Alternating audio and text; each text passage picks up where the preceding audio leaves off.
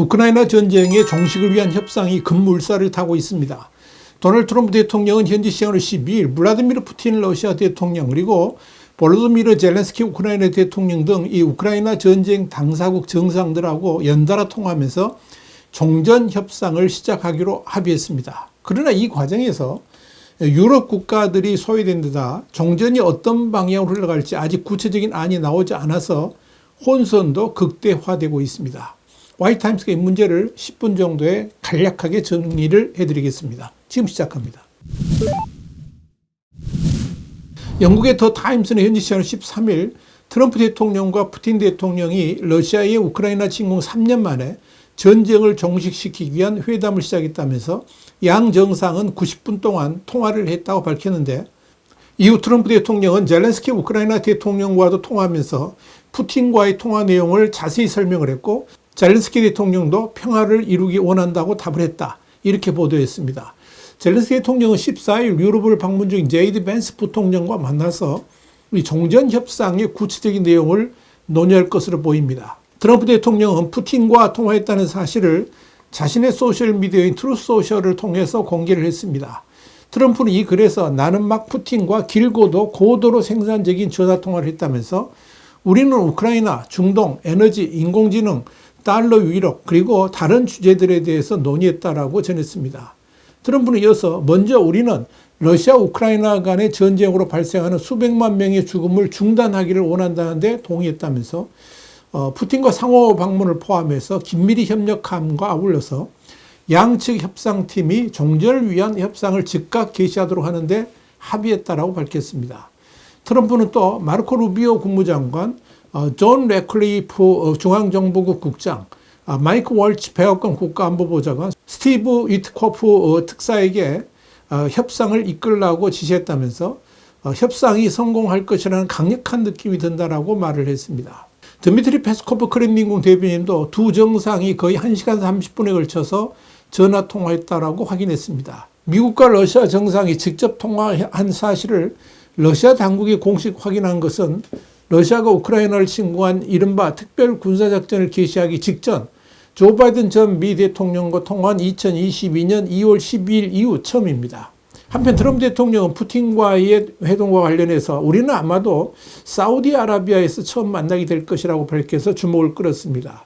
트럼프 대통령의 해외 순방 1호지로 거론되는 사우디아라비아는 실권자인 무함마드 빈 살만 왕세자의 적극적인 요청으로 사실상 트럼프 대통령의 첫 해외 순방지로 결정되어 있는 상태입니다. 통상적으로 미국 대통령은 취임 후에 첫 해외 방문국으로 영국이나 캐나다 같은 동맹국이나 인접국을 택하는 경우가 많았는데, 트럼프는 2017년 첫 번째 임기 당시에 사우디를 가장 먼저 방문했습니다. 트럼프는 지난달 20일 두 번째 임기를 시작한 날에도 사우디의 미국 상품 구매 확대를 전제로 1기 때와 마찬가지로 사우디를 가장 먼저 방문하겠다고 약속했습니다.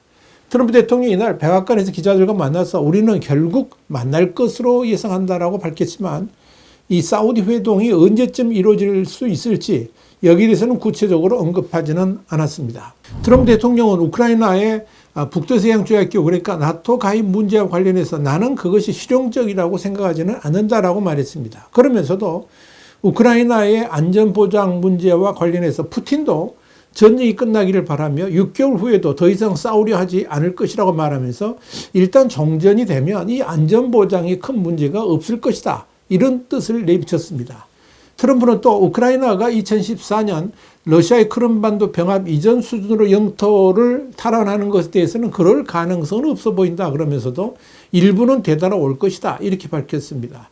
현재까지 트럼프 발언으로 드러난 것은 종전을 한다고 해서 지난 2014년 러시아가 강탈해간 크림반도까지 우크라이나가 되찾기는 쉽지 않겠지만, 지난 2022년 러시아의 침공 이후에 현재 러시아가 점령 중인 우크라이나의 일부 영토는 우크라이나의 품으로 되돌아갈 가능성은 충분히 있을 것으로 예상됩니다. 물론 현재 우크라이나가 점령 중인 러시아 본토의 쿠르스크 지역을 러시아에 반환한 조건으로 러시아가 점령 중인 우크라이나 영토를 되돌려받는 그런 방안을 검토할 수 있지만, 이와 관련해서 러시아는 쿠르스크 지역을 놓고 흥정할 생각은 전혀 없다라고 단호하게 말했습니다.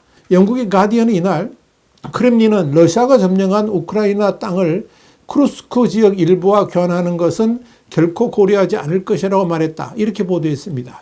이런 크렘린궁의 발언은 이번 주 초에 젤렌스키 대통령이 가디언과 인터뷰에서 전쟁을 종식시키기 위해 러시아와 직접적인 영토 교환을 제안할 의향이 있다 그러면서 여기는 우크라이나가 점유한 쿠르스크 지역을 이전하는 것도 포함된다고 말한 대목에 대한 반응인 것으로 보입니다. 그러나 이런 페스코프 대변인의 발언은 쿠르스크 지역과 우크라이나 영토 간의 막교환 거부가 아니라 전쟁 종식을 위한 회담 이전에 러시아가 총공세를 가해서 쿠르스크를 회복하겠다는 의지를 그렇게 표현한 것으로 판단됩니다. 실제로 페스코프는 우크라이나군은 쿠르스크 지역에서 곧 추방될 것이다. 이렇게 장담한 바 있습니다. 이렇게 트럼프 대통령이 주도하는 종전협상에 우크라이나는 트럼프와 푸틴 간의 양자회담 결과가 전반적인 종전 방향에 영향을 미쳐서는 안 된다는 우려를 드러냈습니다. 젤렌스키 대통령은 현지 시간 12일 보도된 영국 경제 전문 매체인 이코노미스트 인터뷰에서 미국이 러시아와 협상하면서 우크라이나를 배제해서는 안 된다라고 말했습니다. 젤렌스키 대통령은 러시아와 미국이 양자 협상을 벌인다면 러시아가 제공하는 선별적 정보에 미국 측이 노란하게 될 것이라면서 그런 상황을 푸틴이 처음부터 원했다라고 주장했습니다. 그러면서 젤렌스키는 우크라이나 전쟁에 관한 트럼프 2기 행정부의 진짜 의향을 알지 못하고 있다면서 14일 개막할 뮌헨 안보회의에서 제이디 벤스 미국 부통령과 만나 얘기할 예정이며 그때 트럼프 2기 행정부가 어떤 구성을 갖고 있는지 알게 될 것이다. 이렇게 설명했습니다. 그는 우크라이나가 휴전 협상에 응할 용의는 있지만 협상과 휴전만으로는 평화를 유지하기에 부족하며 러시아가 또 침략하는 일을 막을 수 있는 안전보장이 필수적이다. 이렇게 말했습니다. 젤렌스키 대통령은 러시아군이 작년 14만 명이어서 올해 추가로 15만 명의 병력을 증원했다면서 러시아를 내버려 두면 유럽연합과 나토 회원국인 리투아니아나 폴란드를 침략할 수도 있다라고 경고를 했습니다. 그는 러시아군이 220개 여단을 보유하고 있지만 우크라이나는 110개 그리고 유럽은 80개밖에 안 된다면서 우크라이나가 없으면 유럽은 러시아에 점령당할 것이라고 주장했습니다. 1기 여단은 장병 3,500에서 5,000명으로 구성됩니다.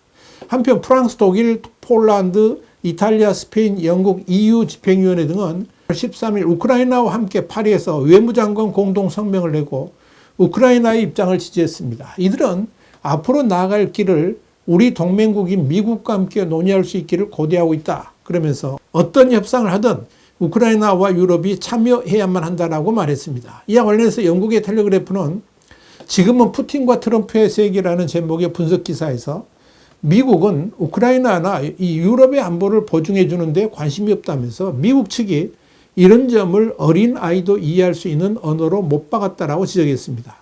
텔레그래프는 이어서 우크라이나는 유럽에서 가장 규모가 크고 전투 경험이 가장 풍부하고 능력 있는 군대를 갖고 있다면서 우크라이나와 유럽의 나토 회원국들이 군대와 방위산업에 대규모 투자를 해서 러시아의 침략을 억제할 방안을 찾아야 한다라고 강조했습니다. 그러면서 영국과 유럽은 테이블에 앉기를 원하는지 메뉴에 올라가 있는 것을 원하는지 물어봐야 한다면서 이제 선택의 시간이다 이렇게 덧붙였습니다. 이런 상황에서 스콧 베센트 미국 재무장관이 현지 시간 10일 우크라이나를 방문해서 양국 간의 광물 협정이 전후 우크라이나의 안보 보호막 역할을 할 것이라고 밝혀 눈길을 끌었습니다. 여기에 대해서 젤렌스키 대통령은 이번 주 내로 광물 협정 체결을 희망한다라고 말했습니다. 베센트 장관의 이 우크라이나 방문은 미국의 군사 지원에 상응하는 대가로 우크라이나의 핵심 광물 자원을 제공받으려는 트럼프 행정부의 구상에 따른 것입니다. 베센트 장관은 우크라이나 정부 및 국민들과 파트너십을 통해서 우리의 경제적 투자를 늘림으로써 이 분쟁이 끝난 이후에도 모든 우크라이나 국민들에게 장기적인 안보 보호막을 제공할 것이다. 이렇게 강조했습니다. 이런 가운데 중국이 미러 정상회담을 통한 우크라이나 문제 해결을 위해서 중재에 나서겠다고 제안했지만 미국으로부터 묵살당한 것으로 보입니다.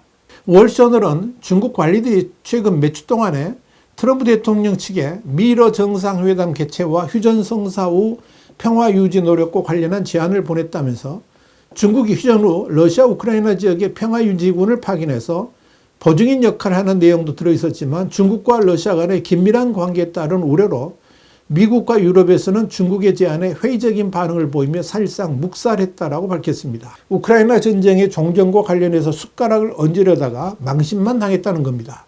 어찌됐건 트럼프와 푸틴 간의 통화로 우크라이나 전쟁의 종전은 급물살을 타게 됐습니다. 최대 관건은 종전회담이 타결되면서 3년간의 고립 상태에 빠졌던 푸틴이 과연 서방으로부터의 제재까지 해결할 수 있을지 여부입니다. 과거 바이든 정부에서는 전쟁이 종식되더라도 서방 세계의 제재는 풀리지 않을 것이라고 경고를 해왔었습니다. 이와 함께 2023년 3월 국제형사재판소 ICC가 푸틴 대통령에 대한 체포영장을 발부한 것에 대해서도 해결의 실마리를 찾을 수 있을지도 중요한 주목 대상입니다. 물론 종전협상이 쉽게 타결되지는 않겠지만 그럼에도 종전이 시급한 러시아 입장에서 끝까지 고집을 부릴 여유가 없다는 점에서 결국 트럼프 대통령이 푸틴의 체면을 어느 정도 세워주는 조건에서 협상이 타결될 수도 있을 것이다. 이런 전망도 나옵니다. 화이트하우스 국제정세 분석의 추부기였습니다. 감사합니다.